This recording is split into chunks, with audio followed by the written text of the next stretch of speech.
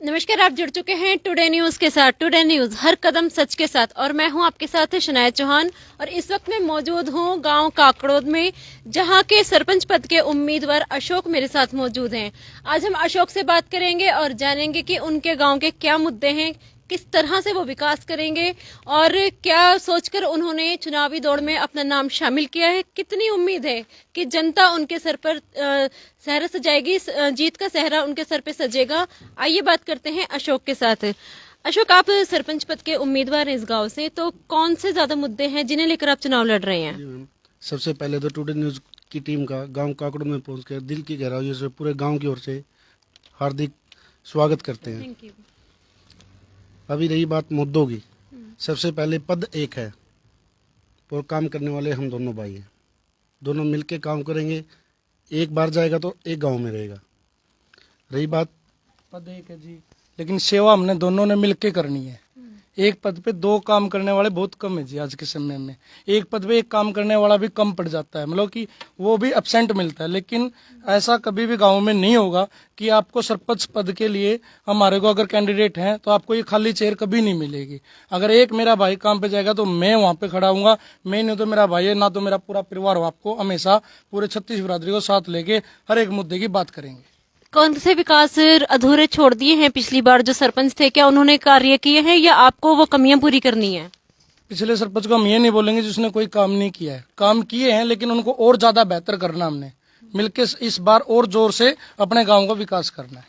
आपने इसमें एक मुद्दा उठाया है कि गांव में पानी की निकासी की बहुत समस्या है, तो उसे कैसे हल करेंगे? मैडम, गांव में नलियां बनी हुई हैं, क्योंकि नलियों की सफाई नहीं होने पाती तो मच्छर वगैरह पनपते हैं, बीमारियां होती हैं। तो निकासी के लिए एक ऐसा सिस्टम करेंगे पूरे गांव का गंदा पानी बाहर जाए। एक इसमें बड़ा अच्छा मुद्दा मैंने देखा कि वृद्धों के लिए आपने सम्मान समारोह की बात करी है। वृद्ध आपके साथ काफी मौजूद भी हैं। क्या सोचते हैं आप, वृद्धों को किस तरह का सम्मान समारोह आयोजित किया जाएगा? वृद्ध हमारी टूम है जी, और जब तक टूम साथ नहीं होगी तो सजावट कभी नहीं हो सकती। तो वृद्धों को हमारे वृद्धों के लिए समय समय पर जैसे रनिंग कंपटीशन है भाई, कोई भी गेम के माध्यम से सबको एकत्रित करेंगे और उनका बढ़ावा देंगे। सेहत का भी ध्यान, इसमें जैसे रनिंग का कंपटीशन रखते हैं, वहाँ पे सेहत का भी ध्यान रहेगा और सारे मिलेंगे, भाईचारा बढ़ेगा जी। अच्छा, जैसे पेड़ों के लेकर समस्या देखने को मिलती है अक्सर कि पेड़ नहीं होते, तो पेड़ों को लेकर क्या कुछ सोच रखा है आपने? पेड़ों की ये जी, दिन प्रतिदिन पेड़ घटते जा रहे हैं। हमारा टारगेट ये रहेगा, गांव के चारों तरफ बाउंड्री पे जितनी भी गांव की बाउंड्री है वहाँ पे हर साल 1000 पेड़ लगाने का हम काम करेंगे। एक जो आपके सामने और कैंडिडेट खड़े हैं, तो किसे टक्कर में मान रहे हैं आप अपनी? हमारी टक्कर में सब हैं जी, सब अपनी अपनी मेहनत कर रहे हैं, प्यार से भाईचारे से इलेक्शन लड़ेंगे। जीत हार जो भी है, जिसकी भी होगी वो देखी जो जाएगी। गांव निर्णय लेगा वो हमारे को स्वीकार रहेगा, सर्वप्रिय। अच्छा, जैसे मान लीजिए आपको गांव ने जिता दिया, आप सरपंच बन गए, तो उसके बाद में अगर गांव के किसी भी इंसान को आपसे कांटेक्ट करना हो तो कैसे कनेक्ट रहेंगे? कोई नंबर सार्वजनिक करेंगे या कोई एड्रेस देंगे? नंबर भी सार्वजनिक करेंगे, और हम 36 बिरादरी के दिलों में है जी, उनको हमेशा पता हम कहाँ पे बैठते हैं, कहाँ पे उठते हैं, हमारे एक एक चीज को वो जानते हैं। हमेशा हमारे घर के दरवाजे खुले रहेंगे। आपने कहा 36 बिरादरियों के एक साझे उम्मीदवार है, तो सभी बिरादरियों को एक साथ कैसे लेकर चलोगे? सारी 36 बिरादरी की समस्या को सुन के उनकी समस्या को समाधान करेंगे। समस्या का समाधान होगा तो सारी 36 बिरादरी को साथ में लाएंगे तो भाईचारा भी बढ़ेगा जी। हर बिरादरी की समस्या का हम जरूर तय दिल से समाधान करने की कोशिश करेंगे। अशोक जी, आप एक एजुकेटेड पर्सन हैं, एक युवा हैं, तो उसमें आपको एजुकेशन के लिए आपका क्या सहयोग रहेगा? मैम, जैसे गरीबों के बच्चे हैं, वो स्कूल नहीं जा पाते क्योंकि उनके पिता अनपढ़ होते हैं, उनको पता नहीं होता। उनको एक एक घर तक गरीबों को शिक्षा के प्रति समझाएंगे, भाई शिक्षा लोगे तो इसके ये महत्व है, आगे जाके ये कर सकते हो। वो उनके परिवार वालों को हम जाके मोटिवेट करेंगे कि आपके बच्चे पढ़ेंगे तो आगे बढ़ेंगे।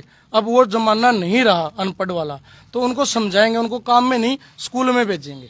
नशे भी कहीं हद तक बढ़ता चला जा रहा है, तो नशे के लिए क्या करोगे? नशे के लिए भी हमारे युवाओं के लिए हमने लिख रखा है, जिसमें भी भाई जो हमारे युवा है उनका व्यक्तित्व विकास।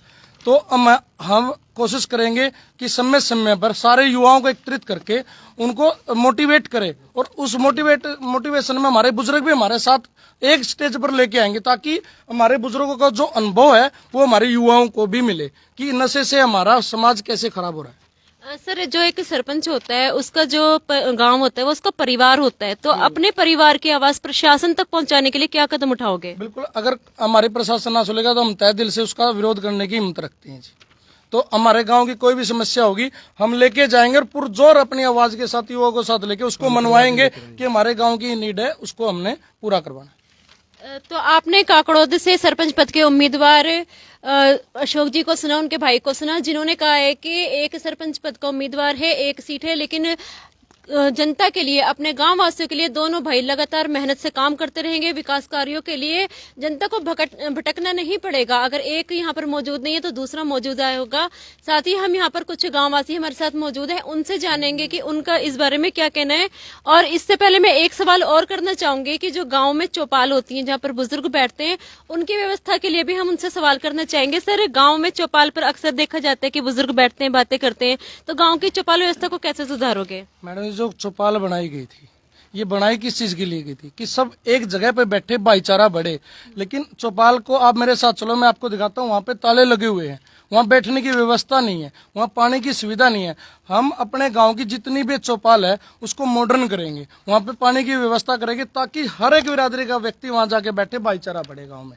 अच्छा, जैसे इसमें आपने लिखा है कि आप सेल्फ स्टडी के लिए भी लाइब्रेरी भी बनाओगे, तो लाइब्रेरी को लेकर क्या ढांचा तैयार किया गया है?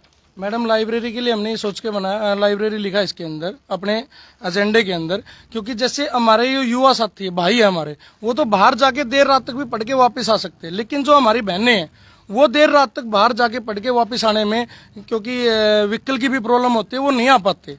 तो उसके लिए हमने सोचा कि हमारे जो गाँव की बहनें हैं और हमारे जो भाई हैं जो बाहर जाके पैसे पे करके नहीं पढ़ सकते लाइब्रेरी में, उसके लिए गाँव में लाइब्रेरी बनाने का काम करेंगे। तो काकड़ौद में हम अभी अशोक जी से बात कर रहे हो, एक से एक बढ़ के मुद्दे भी उठा रहे हैं। यहाँ पर एक पानी की, जो पीने का पानी होता है, उसकी समस्या भी हमने जानी थी लोगों से, तो उसके लिए भी हम सवाल करेंगे कि पीने के पानी के लिए क्या व्यवस्था की जाएगी? सर मैडम, पीने के पानी की मैं आपको बताता हूँ। जैसे मेरा यहाँ पे पास में ही हमारा खेत है, वहाँ पे पानी है, तो यहाँ गांव वालों को कम से कम 700 मीटर दूर, मैं वहाँ पे कभी कभार बैठता हूँ अपने खेत में, तो देखता हूँ पूरा दिन गांव वाले वहाँ पे जा रहे, तंग होके बाइकों पे पैदल पानी लेके आते हैं गांव से, गांव में पानी लेने के लिए जाते हैं वहाँ पे। तो हम कोशिश करेंगे कि अभी भी हम पानी के लिए पूरे गाँव में कभी भी किसी को वो नहीं करते। हर छत्ती बिरादरी का पानी आज भी हमारे खेत से लेने जाते हैं, लेकिन हम कोशिश करेंगे खेत से गाँव में लेके आएंगे। आप सर जनता से क्या अपील करना चाहोगे? मैंने जनता से अपील करना चाहेंगे कि आप देख के, सोच के, समझ के, जो छत्ती बिरादरी को साथ लेके चले उसको वोट करें। आइए कुछ गाँव वासियों से भी बात करते हैं और जानते हैं कि अशोक को लेकर उन लोगों का क्या कहना है। सर, सरपंच पद के उम्मीदवार के लिए आपके गांव से अशोक जी ने अपना नामांकन भरा है, तो क्या कहना चाहोगे अशोक जी के लिए? ऐसा है मैम, मैं ये कहना चाहूँगा, जो आज की डेट में जो हमारे गांव को ज़रूरत है, एक वेल एजुकेटेड की, एक समझदार की, और इसके साथ में जो पूरे गांव को, पूरी 36 बिरादरी को एक साथ लेकर चल सके और गांव का पूर्ण विकास कर सके और चहुमुखी विकास कर सके, हमें ऐसे कैंडिडेट की ज़रूरत है।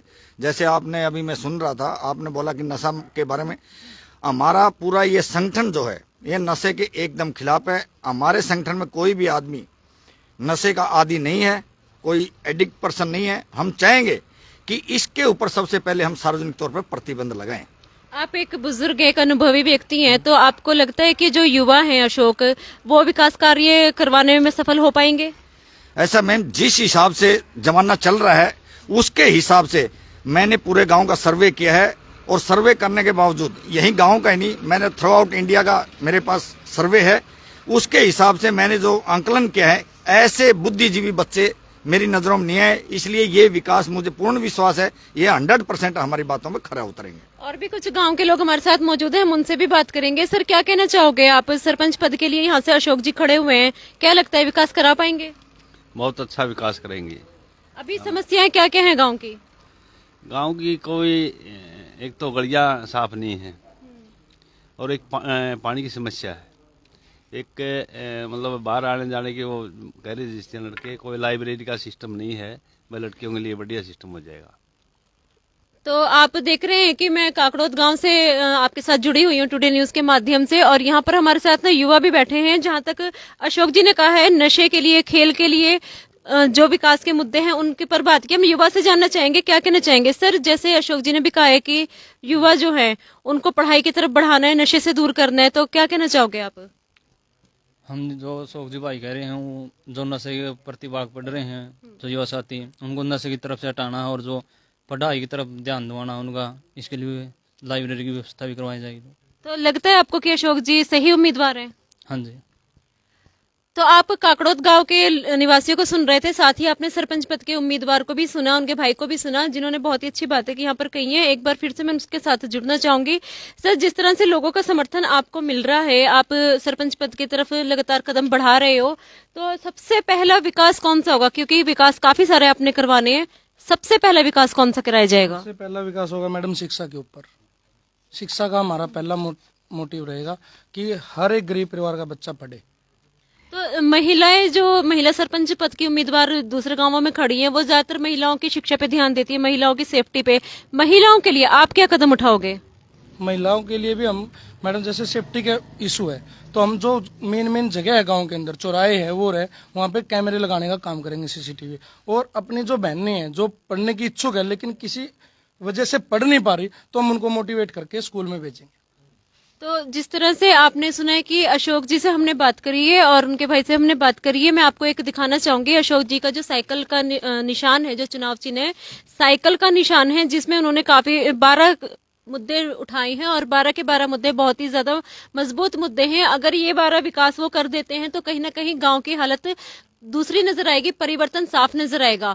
अब जनता सरपंच पद के लिए गांव काकड़ोद से किसे चुनती है, ये आने वाले वक्त में मैं शनाया चौहान टुडे न्यूज के माध्यम से आप तक पहुंचाती रहूंगी। बने रहिए टुडे न्यूज के साथ।